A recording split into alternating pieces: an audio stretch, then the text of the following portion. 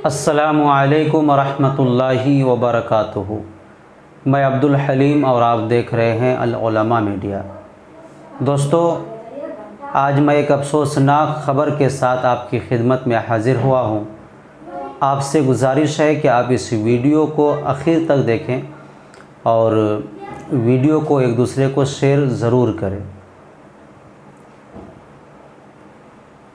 अफसोसनाक ख़बर वो ये है कि ज़िला भागलपुर के सनहोला क्षेत्र के मौलाना मुस्तकीम साहब कासमी, जो कई सालों से अलीगढ़ के अंदर एक मस्जिद की खिदमत कर रहे थे, यानी एक मस्जिद में इमाम की हैसियत से थे और अपने बीवी बच्चों के साथ वहीं वो रह रहे थे। उनके ताल्लुक़ से कल यानी 20 सितंबर बरोज़े शनिचर 2025 को एक अफसोसनाक ख़बर निकल कर सामने आती है।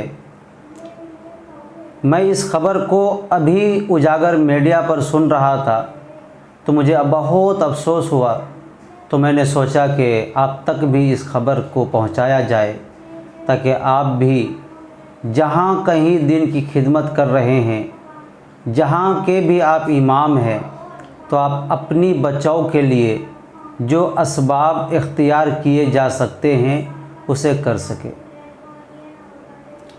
मामला कुछ यूँ पेश आया कि मौलाना मुस्तकीम साहब कासमी रोज़ाना नमाज और मस्जिद की खिदमत से फारिग होकर खाली औकात में वो आसपास के महल्लों में जाकर ट्यूशन पढ़ाते थे। क्योंकि आप और हम जानते हैं कि आज अइम्मा किराम की तनख्वाह इस कदर नहीं दी जाती है, इमाम को इतनी तनख्वाह नहीं मिलती है कि जिस तनख्वाह पर वो अपना गुज़र बसर आसानी से कर सके। उसे अपनी ज़रूरत पूरी करने के लिए साइड से कुछ ना कुछ करना पड़ता है। तो मौलाना मुस्तकीम साहब साइड से कुछ कमाने के लिए आसपास के महल्लों में ट्यूशन पढ़ाया करते थे। कल जब वो ट्यूशन पढ़ा कर आ रहे थे तो रास्ते में चंद फ़िरका परस्तों ने उसे रोका और रोकने के बाद उनसे बदकलामी करने लगा, गाली देने लगा, उल्टी सीधी बात करने लगा।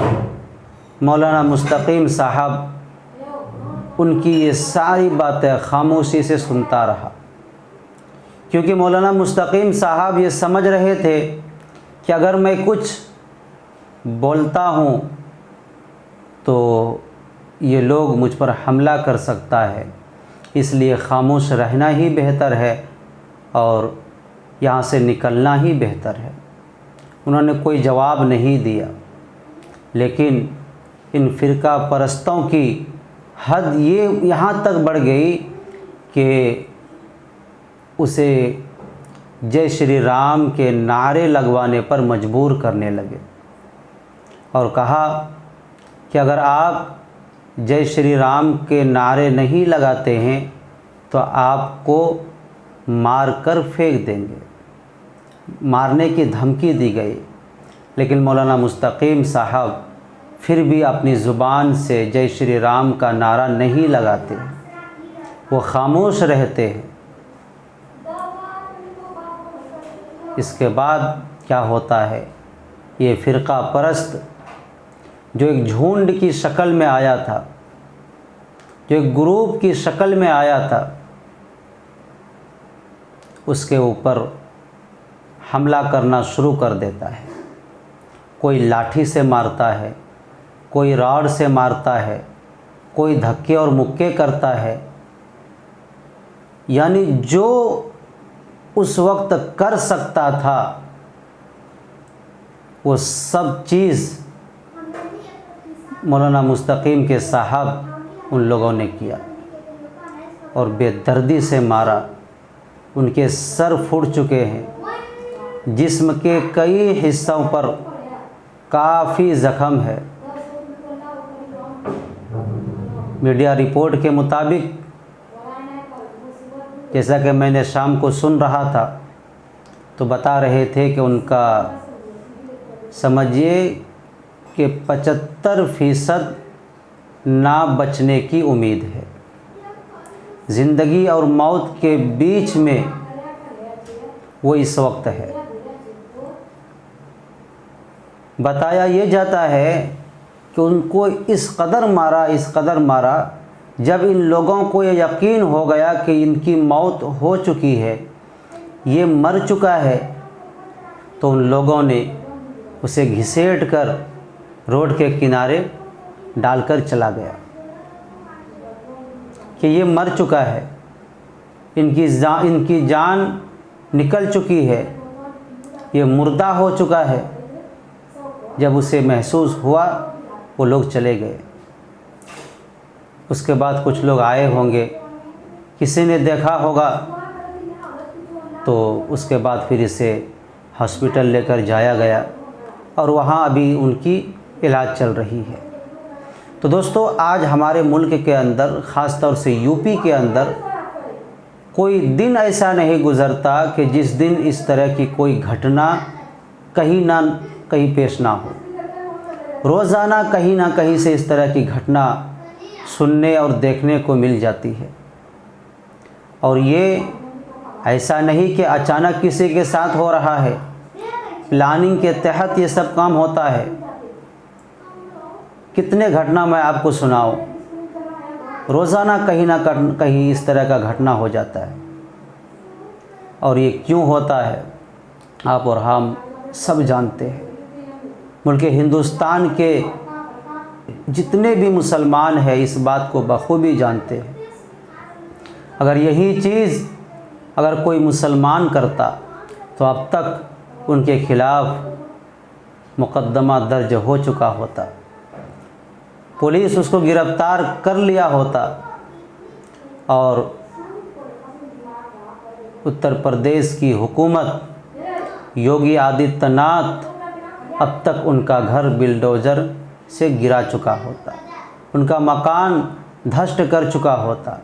लेकिन चूँकि जुल्म करने वाला उनके अपने हैं, उनके पालतू है और मज़लूम मुसलमान है, हमारे हैं, तो इसलिए ये मामला वैसे ही दब जाएगा। ना ये मामला किसी टीवी पर कोई चलाएगा, ना ये मामला कोर्ट और पुलिस स्टेशन में इस मामले पर कोई सुनवाई होगी। इसलिए दोस्तों, हम और आप कोशिश करें कि जहाँ भी इस तरह का कोई मामला हो उसे शेयर करें, लोगों तक उसे पहुँचाए, ताकि कल किसी और के साथ इस तरह का घटना ना हो, इसके ख़िलाफ़ आवाज़ बुलंद करें। तो आपसे गुजारिश है कि आप इस वीडियो को दूसरों तक शेयर ज़रूर करें। और आप जहाँ कहीं पर भी हैं, जहाँ के भी आप इमाम हैं, आप अपनी हिफाजत के लिए जो भी असबाब इख्तियार कर सकते हैं उसे करें।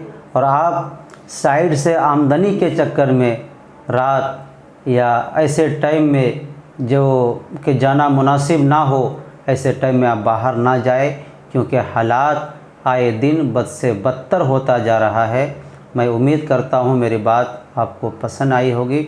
आप मौलाना मुस्तकीम साहब के लिए दुआ करें कि मौलाना मुस्तकीम साहब जल्द अज जल्द शिफायाब हो जाए और वो जिस तरह पहले दिन की खिदमत कर रहे थे वो फिर उसी तरह से करें, क्योंकि उनके छोटे छोटे बच्चे हैं, उनके वालिद साहब बूढ़े हो चुके हैं, ज़ईफ़ हो चुके हैं, उनकी ज़ुबान से बात तक नहीं निकल रही है, वो बात करने की कंडीशन में नहीं है।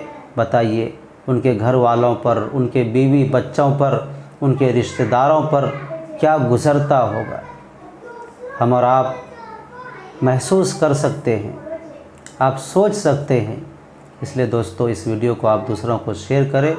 उम्मीद है कि इंशाअल्लाह आप शेयर करेंगे। अस्सलामु अलैकुम व रहमतुल्लाहि व बरकातुहू।